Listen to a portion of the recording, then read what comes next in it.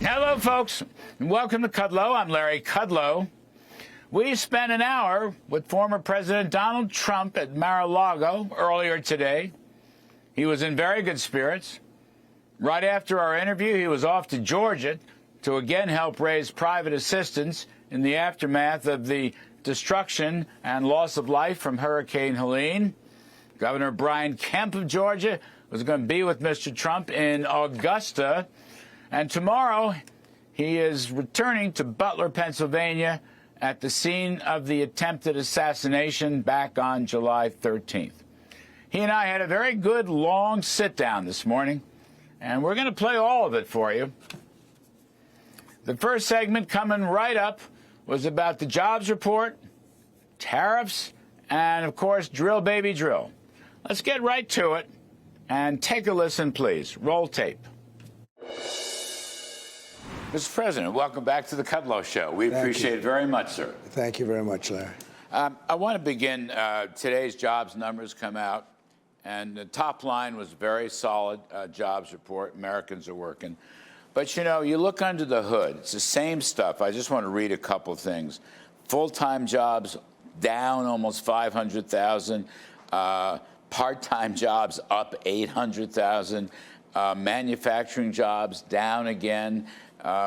825,000 native-born jobs lost, 1.2 million foreign-born jobs gained. These are uncomfortable statistics. There's something wrong. There's something unbalanced about all these numbers and where the country's going. Well, especially so since, as you see, and I guess you probably read one of the numbers where the illegal migrants that are coming into the country are getting the jobs. They're getting most of the jobs. And the citizens aren't getting the jobs. And the other thing that you don't know what to believe anymore, because 818,000 jobs 2 months ago was a fraud. They put in 818,000 extra jobs, and it got wiped out. They said they made a mistake. That wasn't a mistake. That was done on purpose. And it was supposed to come out, that number, the wipeout was supposed to be after the election. But you had a whistleblower that came out and announced that they defrauded the country. So you say, like, how does that happen? I've never heard of a thing. I've heard of they're off by 10,000, 15,000. They were off by 818,000 jobs. So when is that going to come out? Yeah, well, it's probably be revised down. I mean, it's hard to know. We've never seen anything like it, as you point out. You've never seen numbers like this the last 7 months. And again, manufacturing jobs continue to decline, and the manufacturing ISM purchasing managers continues to decline. We haven't had any manufacturing jobs in 2 years. We're in a manufacturing slump, probably a manufacturing recession. Is this attributable, do you think, to Biden-Harris policies? Yes.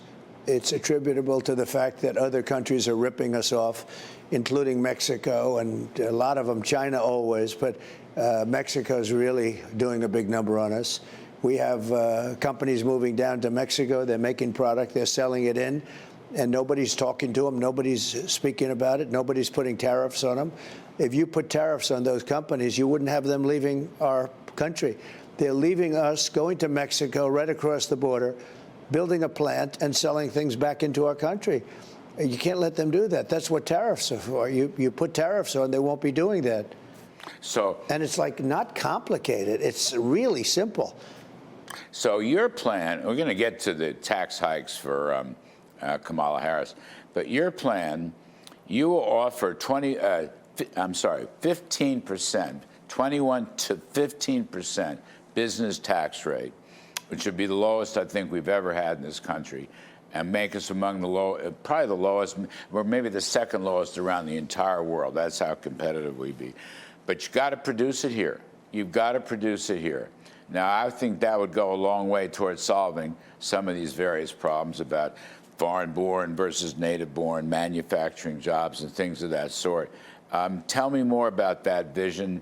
Tell me more what goes along with that. So first of all, I brought it from 39 down to 21, okay? It was 39, which was way too high and not competitive, and we were doing very badly. I brought it down to 21.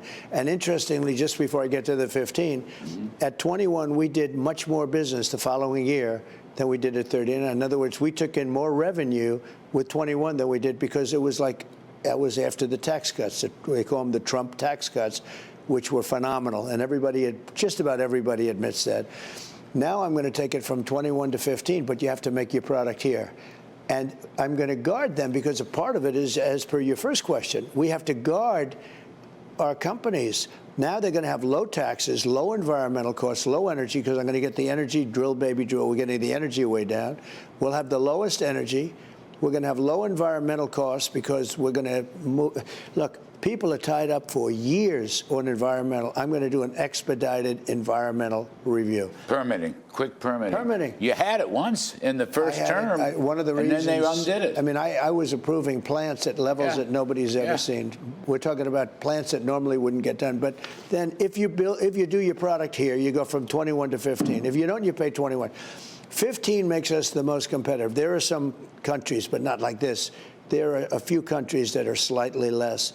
But 15 makes us so competitive. Everyone's going to come rushing into our country, but we're going to protect them once they're here with tariffs, so that if somebody wants to make their product outside of our country and sell it in, they have to pay a tariff, a substantial tariff, depending on, all different, because it depends on the country. It depends on where they are, how they're doing.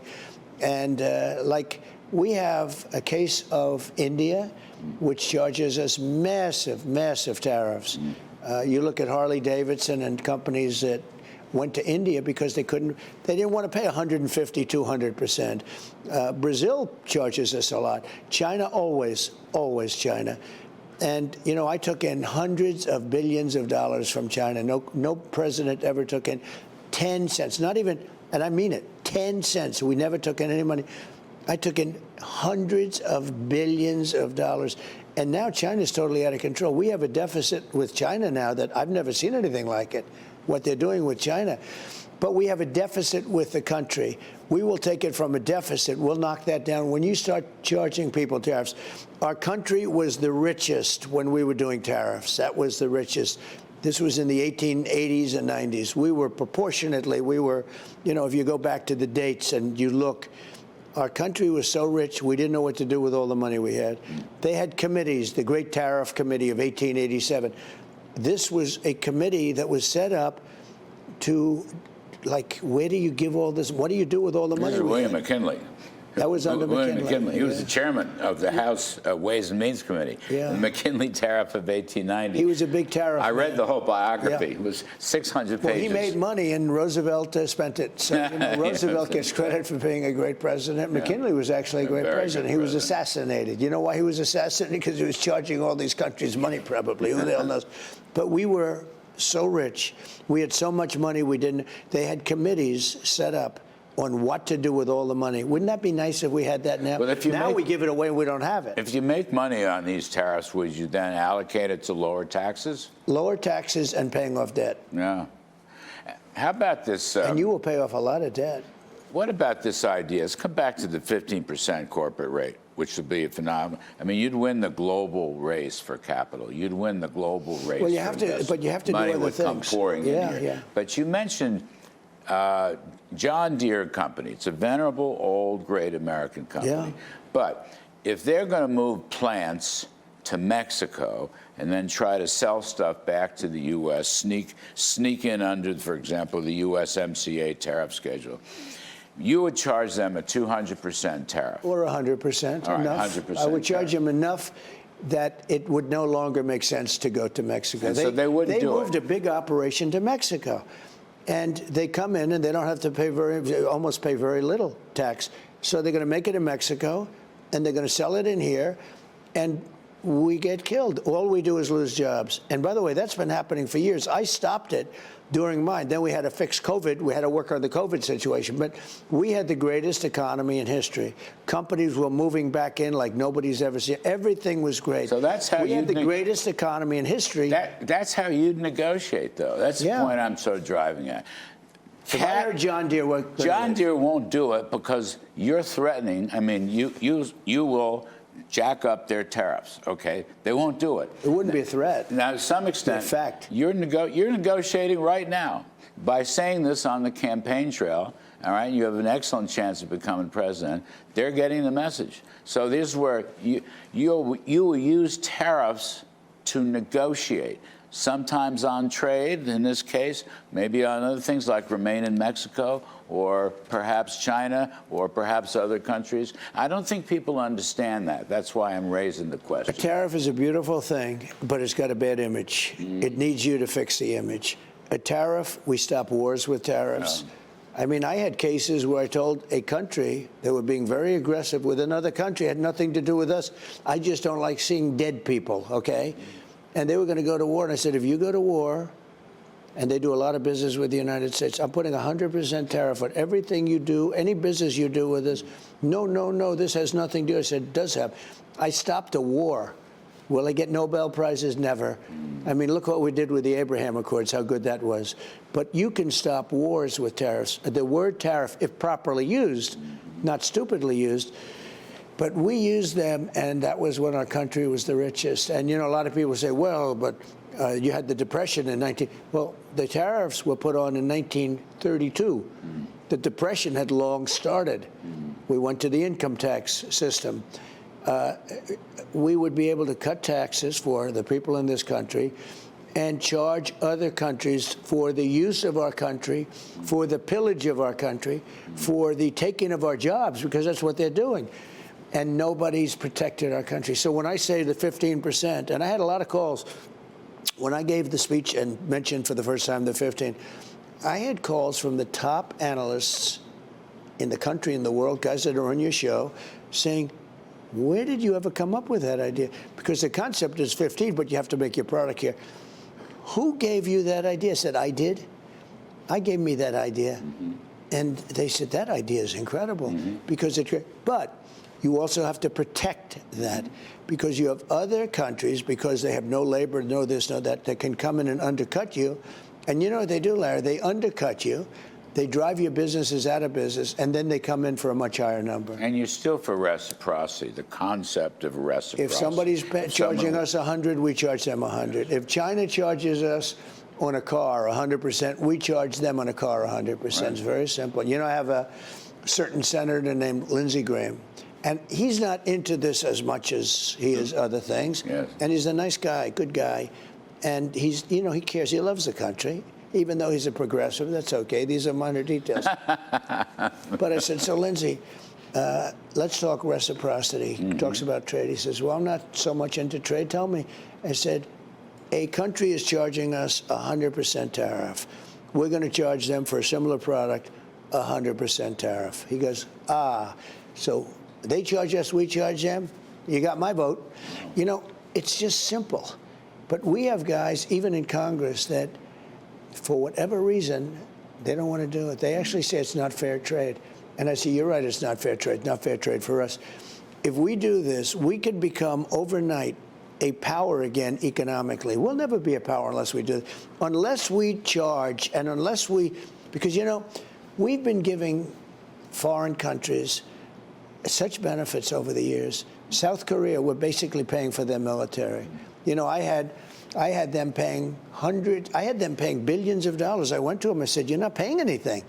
You got to pay. And I had them paying billions of dollars. And I hear Biden gave it up for whatever reason. But look at the advantage they have when you do that. We have been helping countries, we're still helping countries come back from the Second World War.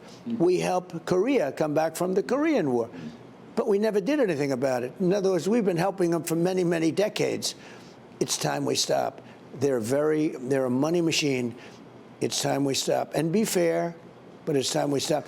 We are helping countries. But you would work a deal out with Yeah, Korea. work a deal. I could work a deal. I already did. I worked a deal, and then they gave it away. You worked a deal out with Biden Japan gave it away. in return also. Biden gave it away. Yes. They agreed to pay me billions of dollars. It was all done. They started paying. Then when he came in, they cut it. And I hear that they're paying nothing again. They were they happy? Were they thrilled? Would they say they like me as opposed to like a Biden where they can get ripped off? You know, I can't imagine they'd say they love me. South Korea is still an ally of the United States. Sure, it's an ally, but, you know, on trade, it's not an ally. Right. In trade, it's an enemy. Yeah. It's an enemy. You know, some of the worst people we have in terms of trade are our allies.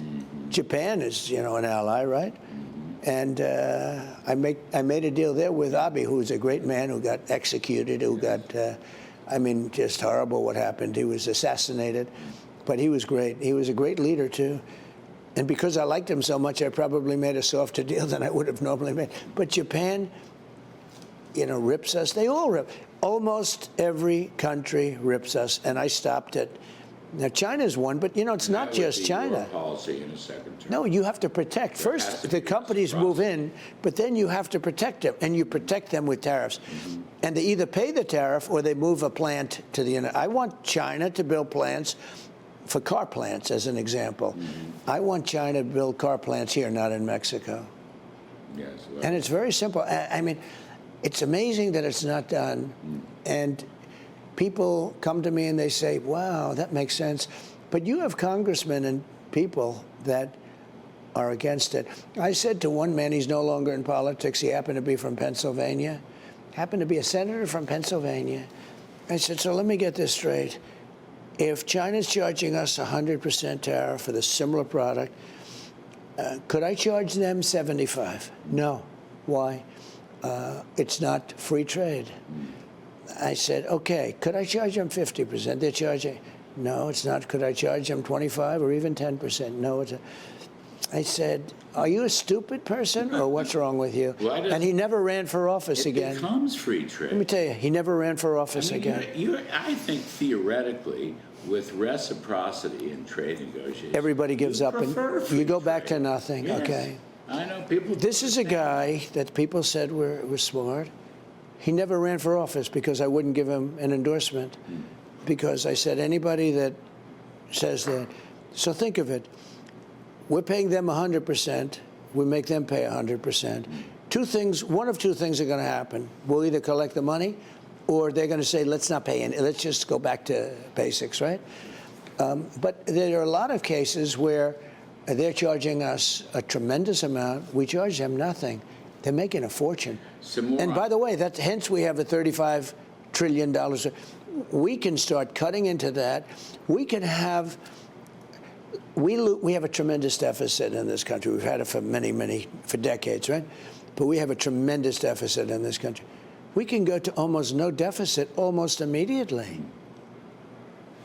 Let's talk. You're right. Larry, one thing. We've treated the world nice for a long time. We've been run by stupid people that allowed us to get into this situation. And it's about time these other countries play a little ball with us. And all I want is fairness. And if they're fair, we have something that you've never seen in this country till, I mean, literally the 1880s, the 1890s. But that was the time, you know, you hear about wealth, but we were giving a lot away for a long time. That was the time we were the richest. We were so rich. And it was all based on tariff. There was no income tax. It was all based on countries coming. And if you look at some of McKinley's words, he was very beautiful in the word, we will not allow the pillage of our country. And if they're going to take our jobs, and if they're going to do this and that, they've got to pay for it. And all I'm saying is that they've got to pay for it.